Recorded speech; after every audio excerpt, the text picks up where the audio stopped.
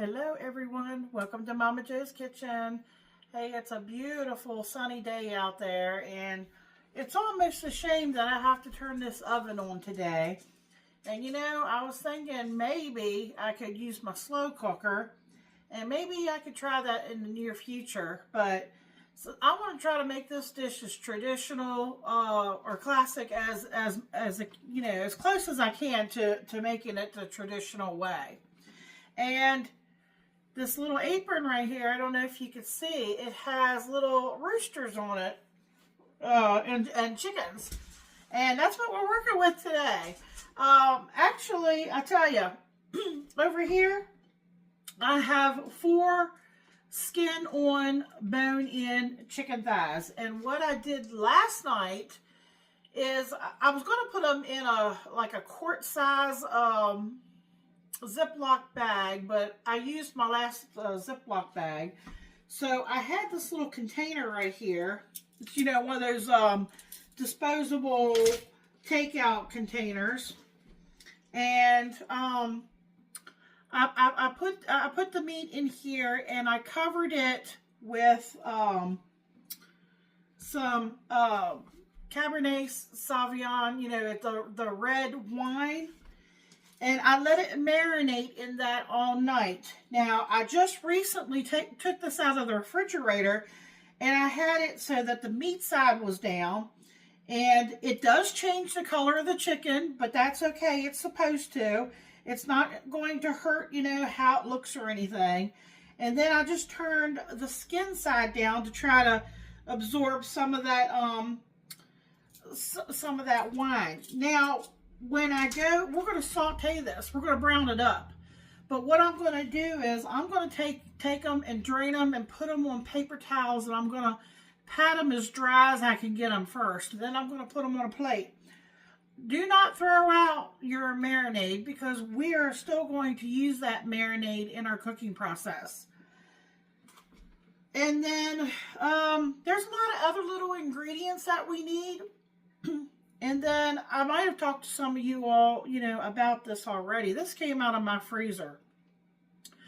I would say about a month ago, I took a whole turkey that I had gotten on sale last year around Thanksgiving, and I ended up cooking it off, like cutting it up, putting it in 2 crock pots, filling it with water, putting, celery and onion and seasoning it, and just let that thing slow cook. And then the next day, I took all the meat out, and of course, and it's a little work, but you separate all your meat.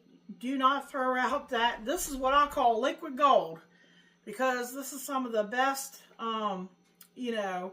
broth, I think, going around, because it's versatile. You can use this with beef. It doesn't have to be turkey. You can use this with chicken. It's excellent flavor. It's still frozen, so I'm probably going to have to, it's a little bit thawed. I'm probably going to have to microwave in small increments on low power and just keep doing that, until I get it, where I can pour it out. And you're going to need some seasonings like bay leaves, fresh thyme. If you have that, that's wonderful. We have some vegetables. Let me tell you, I went to Food Lion yesterday and I was very disappointed because I went over that entire store. I started off in the produce section, and they even have a specialty section looking for pearl onions, because that, even though Michael doesn't like onions, he does like the flavor of onions. So I figured, if he doesn't eat them, he could eat around them or he could pick it out. But for the sake of the dish, I was going to use pearl onions. And, then I was looking for the easier route instead of because you have to blanch them. It's to actually remove the tough skin and everything off of them. I looked in the canned goods section, even the pickled section, just looking to see if they had anything pearl onions. I went to the freezer section and really looked long and hard. They had nothing in the freezer section. So I talked to a young lady in the produce department, and she says, honestly, she says, we rarely get them in. And she said, when we do, they're usually around Thanksgiving and Christmas time. So we're going to make this without them, but I wanted to use that today. But, you know, I do have some shallots. So I think I'm going to use them and chop them up really fine. And I used it in, trying to think what recipe it was. I used it in, I think it was the lobster in the Gruyere sauce. And Michael didn't even know it was in there. So, and he didn't mind it. So, if I can get away with that, I think I will. All right. So, we're also going to use a Dutch pan. Like I said, you don't have to use a Dutch pan if you have, you know, something that you can put in your oven with safe oven handles. Even if it's like maybe a thick, wide, or deep a skillet, you know, something with a lid, because there's a lot of ingredients to this, but boy, it looks really, really good. And usually you serve it over like mashed potatoes. Some people serve it with crusty bread. I mean, there's different many ways you can serve this. It's kind of like a beef stew, but it's like a French stew or French chicken stew. And from my understanding, Coq Au Vin means rooster in wine. But they don't like to use roosters nowadays because roosters are pretty tough birds. And so we're going with the chicken because it's readily available. It's tender. Michael likes the thighs. I'm a breast gal, but usually, you know, I don't cook. You know, a lot of people find that really, really rare that I don't usually eat what I cook because I cook for Michael. My mother lives next door, and she still cooks. And, you know, she's in her 80s, and she still cooks. And a lot of times, you know, she cooks, and I go over, and I usually eat with her. And then I'll just, you know, have something small or freezer meal or something like that later on in the day. I don't know. I'm weird like that. Okay, well, that's enough rambling. Once I get this patted dry, get it on a plate, I'll get my skillet out, and we're gonna use some bacon grease because I made some bacon grease last week. I was disappointed in this bacon I had in the freezer because it was so thin and it was falling apart.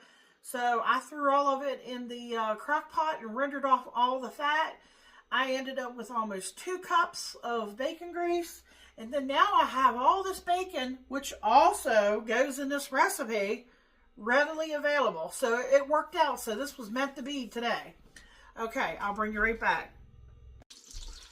All right, so this is exactly what I was afraid I was going to get hot in here, but that's part of cooking, I guess. I've got half a cup of bacon grease in here that I reserved from when I made the rendered off that bacon I was telling y'all about last week. You know, that may seem like a lot of grease, but I want to brown my chicken pieces in here first. And I want to also saute some of my vegetables. So over here, here's the chicken. It's all drained, and I've tried to pat it dry as much as I can. I'm going to get these chicken pieces in. I'm going to put them skin side down. And I'm going to try to brown them as much as I can on both sides. It's hot.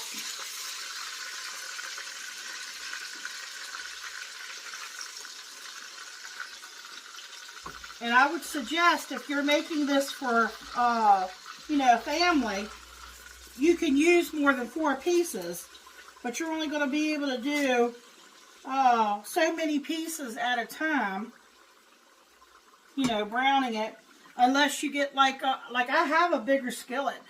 You know, I told Michael I could have done 8 pieces, and Michael would have ate it all, trust me. But, you know, I told him I'm going to have to cut back on the food because the way he's been eating and all the taste testing he's been doing for me, because I try to, you know, produce a video for you all.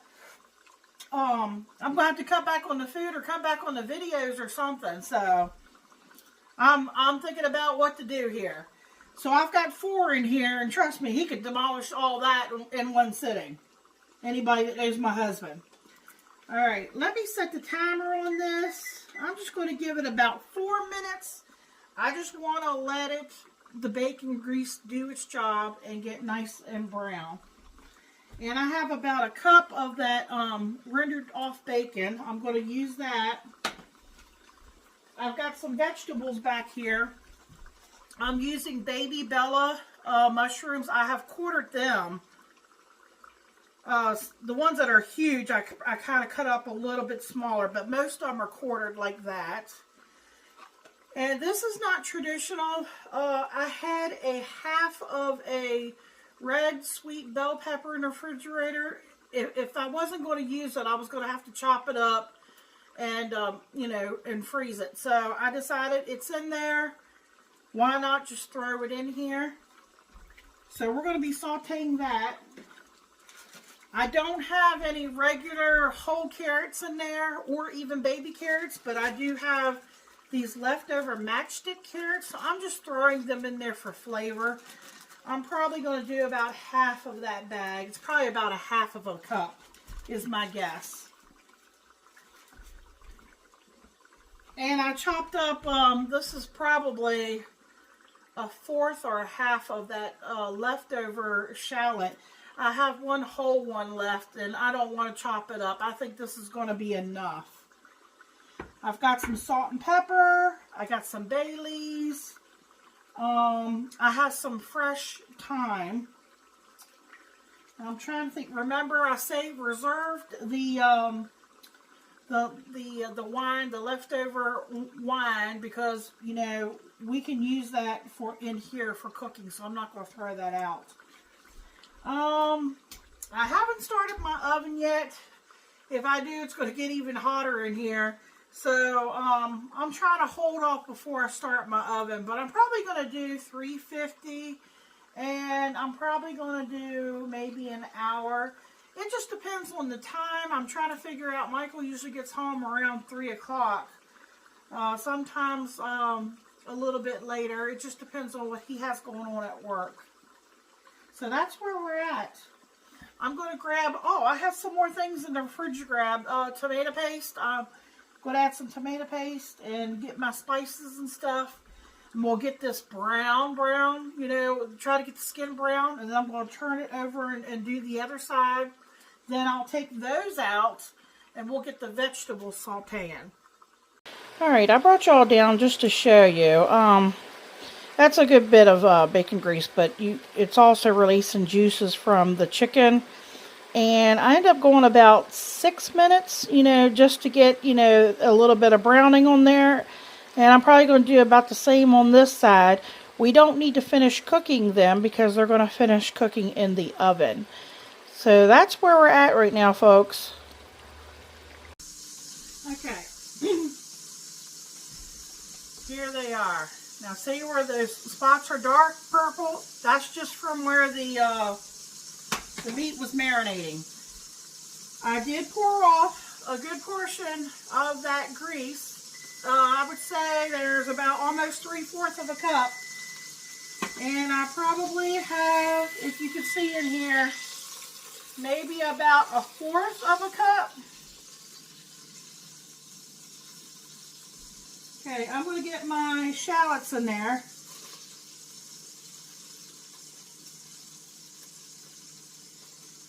And my carrots, because they take a little while. I mean, they will finish cooking in the oven, but, you know, I want to give them a chance to soften up a little bit.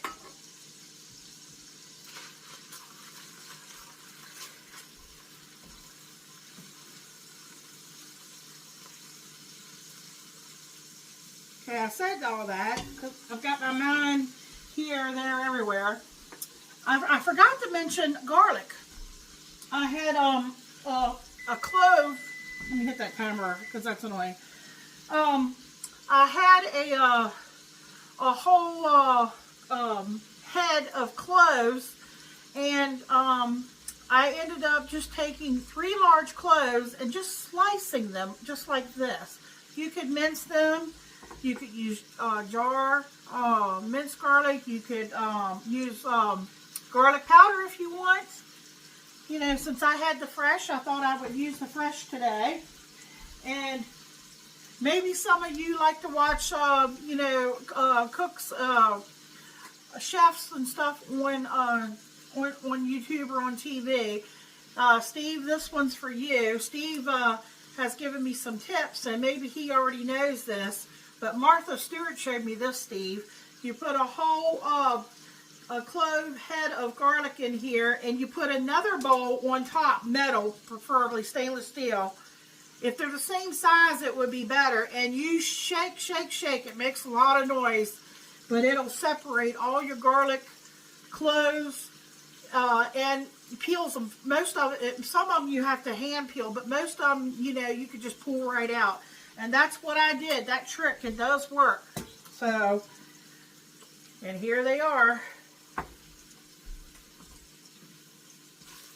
All right, let me get these softened up here.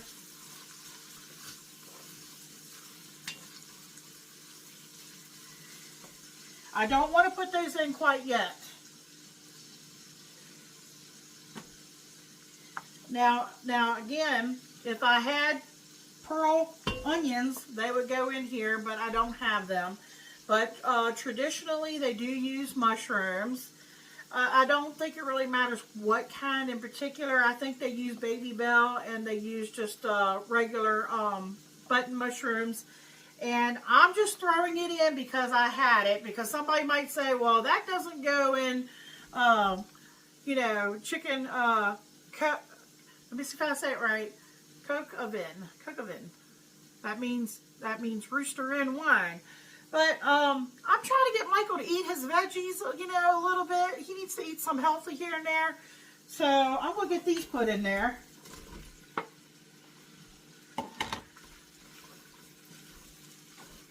Well, at this point, they'll start sweating, so I should have put the garlic in next.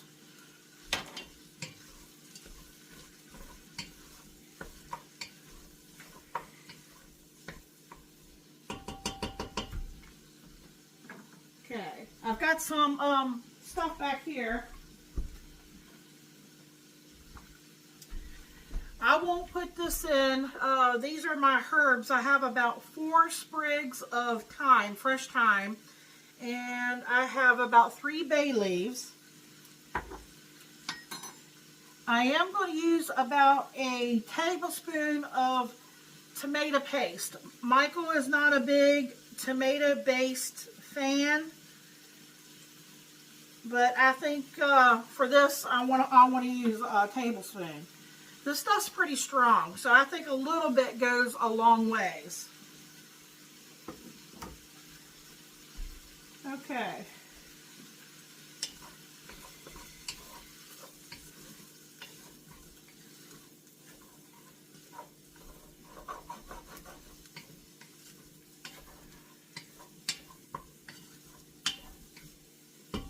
You know, I could put my lid on there. That'll kind of help help them to sweat and move along a little bit faster. I have some seasonings. We'll add a little bit of salt and pepper. Let me check on the golden liquid back here. It's under you all in the microwave. It's still, I mean, it's getting there. I need to thaw it out a little bit more. Let me see, not defrost here. Power level, I like to put it on half. And I'll probably do 5 minutes. I think that might do it. At the halfway mark there. I guess I'm dreading it, but I might as well get my oven going here. Oh, I had an oven last night. I'm waiting for Michael to get home to give you all a taste test. I've already uploaded the video for this.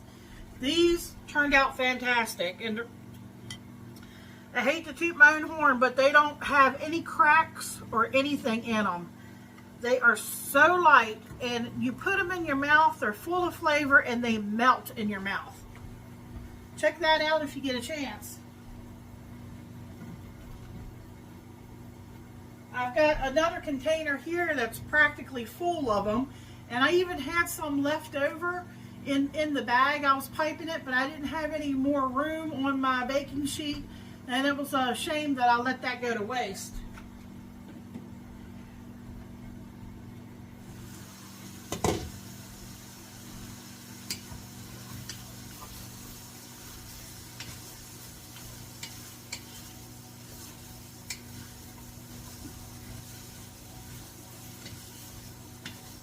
All right, it's coming along really nice.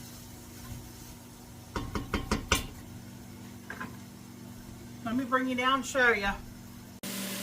Okay, here's what we're looking at. Smells really wonderful. I'm getting ready to put that, you know, to deglaze the bottom of the pan. I'm going to put the rest of that marinade in here. And over here is our chicken. I still got the bacon here to add. I got the tomato paste. I got the broth. I got the herbs. I got to season it with some salt and pepper. And that's going to be just about it. And then I'll be getting it in the oven, and I'm going to be making something on the side. I don't know if it'll be potatoes or what. Something to go along with this for Michael. Alright folks, I've got the vegetables where I want it. So, sorry I got to step off camera here because I don't want to make a mess. This is just that leftover liquid here. You don't have to worry about it. It's all going to get cooked. You know, that's what the chicken was marinating in. And anytime I mess with chicken, just a tip, you know, always have hot soapy bleach water and a rag, you know, ready. I got to turn that back up. Now I'm going to start seasoning this. Okay, all of our other things are getting ready to go in here. Here's the tomato paste. Oops, got a mess there, making a mess. Slipping and sliding here. Okay, I don't want to salt it at this time because I've got bacon. I've got the broth that I know that I've already well seasoned. So I might hold off on that part. I do want to put some black pepper in here. Let me look for my measurer.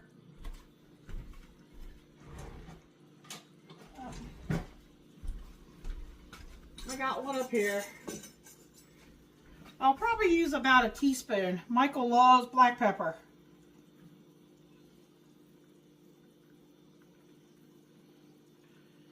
That may seem like a lot. You could cut back to half.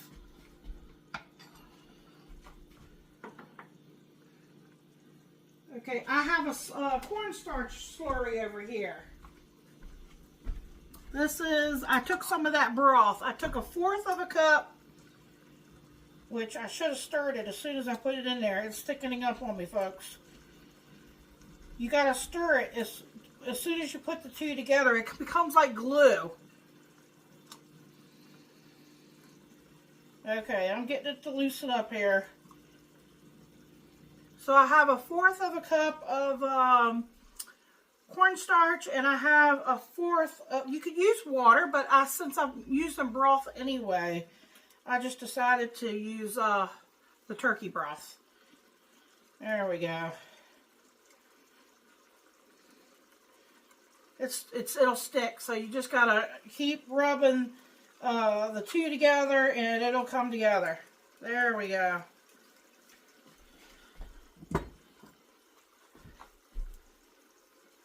All right, let me think.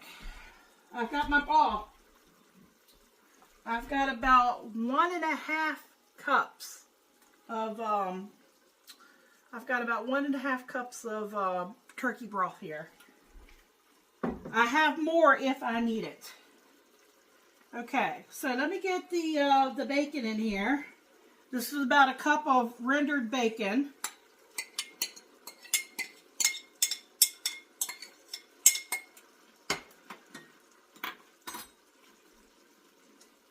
And I put the pepper in.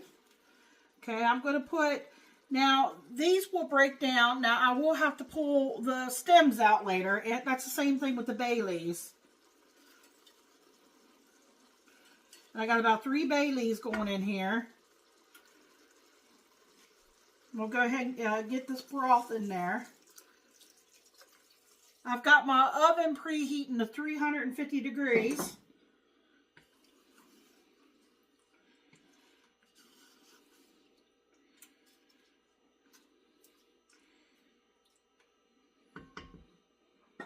And I'm going to just take these chicken pieces. Oh, where's my slurry? Oh, here's my slurry. Can't forget the slurry. Let me stir it again, because I'm telling you, if you let it set, it's like it becomes like glue. Now, some people use flour. Like if you didn't want to do this, back when I went to brown it, you could always dredge your chicken pieces in the flour, and you can brown them that way, and that kind of acts as a thickener too. But I really like cornstarch. If I had to pick over the two, I prefer cornstarch over the flour when it comes to like thickening soups and stews and things like that.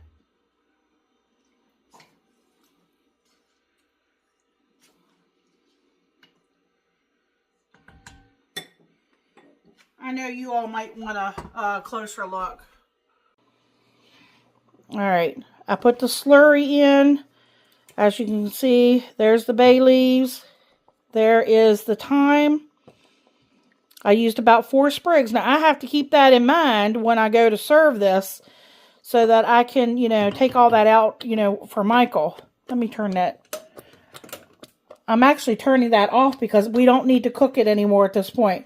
Now, I'm trying to hold this and show you at the same time. Now, I'm going to nestle this chicken pieces down in here. Trying to do this with one hand.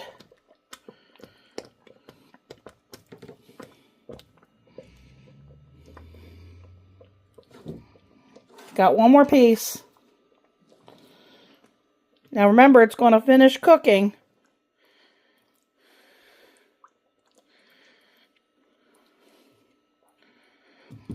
Doesn't that look delicious? I'm going to put the lid on it. And I'm going to get this in the oven. And I'm just going to let this thing slowly cook in the oven. Okay. And that's all there is to this, really. And I will bring you all back. And Michael will be happy to give you all taste tests. I thank you all for watching.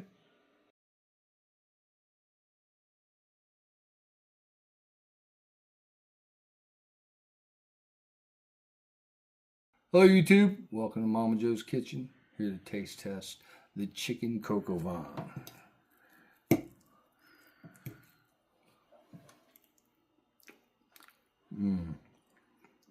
Look at that. I'll grab a piece of that meat right there. Oh wow.